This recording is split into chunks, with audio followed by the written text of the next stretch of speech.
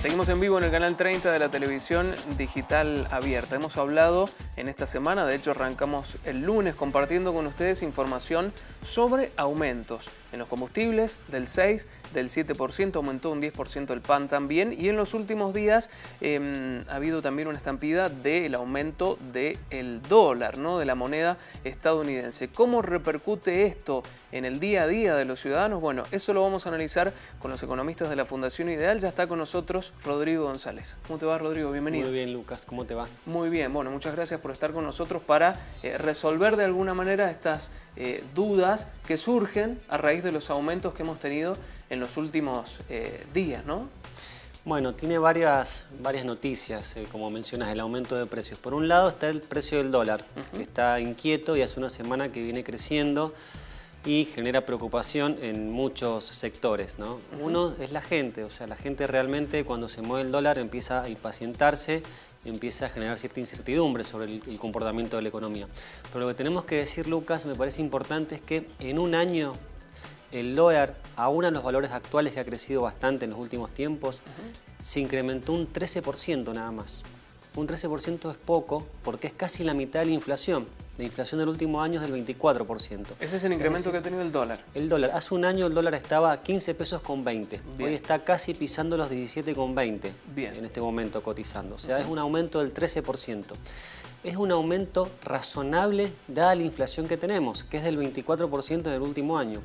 Si el dólar no acompaña a la inflación, nuestro sector productivo está asfixiado, ¿no? Y el sector exportador tiene grandes problemas para salir a los mercados internacionales y para generar empleo y para sostener el movimiento económico. Entonces, si bien se ha recalentado el mercado cambiario, en el último año lo que ha pasado con el dólar es lo que pasa en una economía que tiene inflación, y el dólar es un precio más que está acompañando hoy a la inflación argentina, incluso está rezagado respecto a la inflación argentina.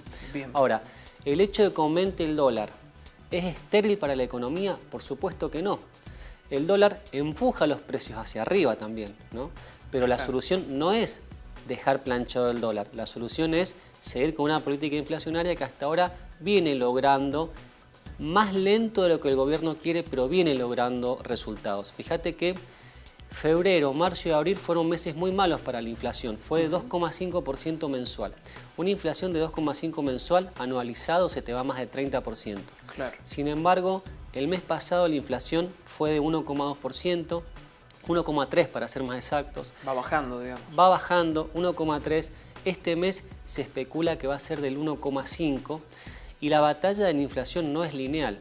Julio es un mes, como bien decías, que vuelven a haber aumentos, ¿no? Prepagas, el pan, el transporte, la nafta, y seguramente la inflación toque los 2 puntos este mes de julio. Entonces, la tendencia es decreciente, más lenta de lo que quiere el gobierno, pero es una tendencia decreciente, y la mayoría de los analistas, Lucas, está descontando que hacia diciembre la inflación va a ser cercana a los 20, 21 puntos. Claro, recordemos que el gobierno, el mismo titular del Banco Central, hablaban de un 17, un 18% para este año, es lo que pretendían, ¿no? Prácticamente está descartado llegar a esa meta, era una meta muy ambiciosa, pero sin embargo, hace un año atrás, si comparamos lo que pasaría este diciembre con 20, 22 puntos de inflación respecto a lo que fue diciembre del año pasado, que llegó a 40 puntos, haber bajado de diciembre de 2016 de 40 a 22 es un logro que hay que ponderar. ¿Alcanza? Por supuesto que no alcanza. La pobreza, digamos, está pasando un momento crítico, y el consumo también. La inflación ha generado una retracción en el consumo y es muy probable que el 2017 termine con una retracción en el consumo. Bien, Rodrigo, te invito a que veamos lo que decía Marcos Peña, jefe de gabinete del Ejecutivo Nacional, respecto a este aumento del dólar. Respecto al dólar, como ustedes saben, desde el 10 de diciembre tenemos un mercado de tipo de cambio flotante, cual es muy importante porque justamente le da flexibilidad a la moneda frente a las distintas variaciones que pueden ir ocurriendo. Obviamente hay distintas visiones y presiones, aquellos que creen que el dólar está atrasado y que para fomentar la producción y la exportación y la competitividad de nuestras economías tiene que dejar que suba, otros que creen que no, que es mejor. Pero eso justamente lo que se va dando es en un equilibrio donde el Banco Central va monitoreando y acompañando los distintos procesos. Si vemos en lo que eran las proyecciones presupuestarias para este año, esta suba era algo previsible y posible, y creemos que se está desempeñando en un contexto de mucha tranquilidad y normalidad. Los argentinos ya no están pendientes permanentemente de lo que está pasando con el cambio, porque hay justamente esta flexibilidad necesaria. Bueno, varias consideraciones ahí para traerlas al análisis. Rodrigo, el argentino no está pensando ya como antes en los cambios, dijo, esto me vas a responder si es así o no. Y por el otro lado, la fluctuación en el dólar que hemos tenido en este año y en el año pasado puede hacer que vuelva a subir o baje inclusive. Bueno, el gobierno está utilizando una política, como decía el jefe de gabinete, de tipo de cambio flexible o flotante, y eso hace que el mercado cambiario sea volátil, aumente, baje, se mantenga estable. Ahora, la gente piensa en el dólar, le preocupa el dólar, de hecho estos movimientos generan cierta ansiedad en los mercados y muchas veces estimulan la demanda de dólares cuando hay incertidumbre de si va a seguir subiendo. O sea que los argentinos creo que estamos lejos de no pensar en dólares, pero lo que sí es cierto es que el tipo de cambio no puede permanecer congelado, o el dólar no puede permanecer congelado en una inflación que está en estos momentos al orden del 24% anual, porque genera mucho daño en el sector productivo, en el corazón de la producción y también en el mercado laboral. Entonces el dólar tiene que acompañar los precios, por supuesto. Esto es un problema porque muchas veces empuja los precios, pero también es un problema dejarlo congelado. La política inflacionaria tiene su ritmo, como dijimos, más lento del que desearíamos, pero el dólar va a seguir acompañando seguramente a lo que pase con la inflación y no es de extrañar de que siga el mercado cambiario en niveles tal vez de que sigan siendo tapa de los diarios en los próximos días.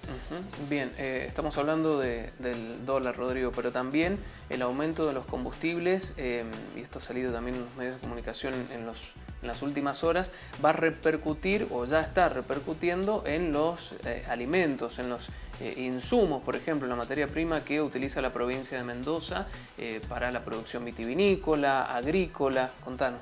Bueno, el combustible, como bien decís, es uno de los bienes que están más interrelacionados con toda la economía. Así que el aumento del 6% en el gasoil, del 7% en la nafta de los últimos días va a tener un impacto sobre la inflación, se va a trasladar a más inflación y, como dijimos, es una de las piedras en el camino que va a encontrar el plan antiinflacionario, porque julio posiblemente veamos, ya en agosto vamos a tener este dato, pero veamos que la inflación va a ser mayor a la que vamos a mostrar ahora en junio. Así que ha sido un aumento posiblemente desmedido el que aprobó el gobierno en los combustibles. Se discutía que iba a aumentar entre un 3 y un 6%, terminó optando por el mayor aumento. Claro, inclusive volvería a aumentar en octubre. Es posible que a fin de año, que cada 3 meses se revisa, vuelva a aumentar. Y ayer hablaba con un colega tuyo y le decía de que es posible que algunos ministros nacionales no estén muy contentos con este aumento, sobre todo en la parte de agroindustria y en la parte de la industria, porque estamos en un momento, Lucas, que vos sabés que la economía se ve fraccionada en su comportamiento. La construcción le está yendo muy bien, está creciendo a una tasa muy alta en Argentina, en Mendoza. La industria empieza a crecer, principalmente la industria argentina, de la mano de la industria automotriz, que está vendiendo mayor cantidad de unidades 0 kilómetros. Y lo que estaba más rezagado y sigue estando rezagado es el consumo. Y bueno, este aumento en el combustible empieza a poner un poquito de trabas a la recuperación de la industria y sin duda retrasa la recuperación del consumo. Claro, y esto obviamente también va a repercutir en la canasta básica, en los números de la canasta básica.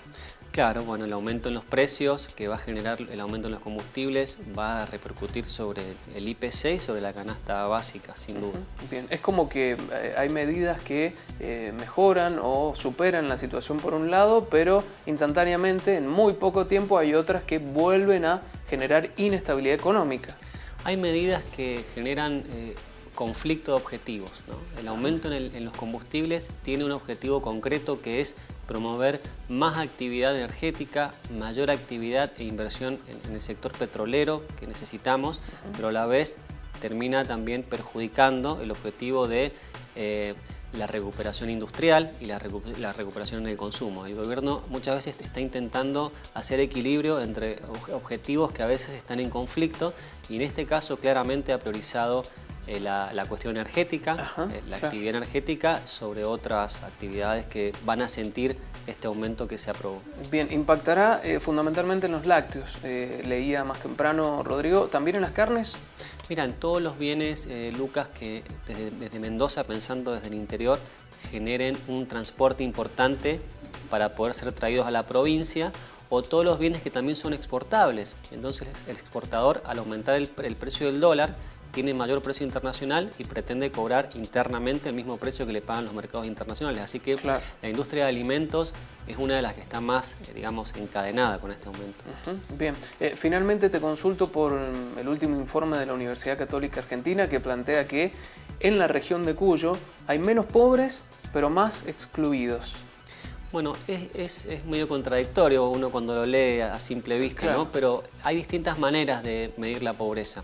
Una manera es la que más conocemos todos, que es la pobreza por ingresos. Vos trazás una línea, una canasta básica de bienes y servicios y decís, bueno, las familias que están por debajo de esta línea son pobres. Es decir, que lo que decía este informe de que Cuyo tiene menos pobres por ingresos que el resto del país, pero otra manera de medir la pobreza es una pobreza más estructural y es el acceso a bienes y servicios básicos. En el caso de los servicios estamos hablando de salud y educación. En este caso tenemos más problemas en Cuyo respecto del pasado en lo que es el acceso a estos bienes y no tanto problemas respecto del total del país en lo que es la pobreza por ingresos, ¿no? Entonces, si bien es una situación contradictoria, una está más relacionada con una cuestión coyuntural, que es el ingreso de las familias, y otra está relacionada con el rol del Estado, ¿no? Con la capacidad del Estado de dar inclusión de salud e inclusión educativa al conjunto de la población. Bien, Rodrigo, me quedó una pregunta que tenía que ver con el dólar, y es que en este régimen o en esta situación económica que plantea el gobierno de aumento del dólar o de posiblemente que baje esta fluctuación, ¿conviene ahorrar en dólares? ¿Conviene comprar dólares en estos momentos? ¿Qué conviene? Mira, en función de lo que ha pasado el último año, el dólar ha sido una mala elección como inversión. Y cuando hablamos de que este gobierno promueve, muchas veces se dice de manera con algunos fines políticos, la bicicleta financiera, significa de que no conviene apostar por el dólar y conviene apostar a tasas de interés altas que existen hoy en la economía argentina con el fin de controlar la inflación.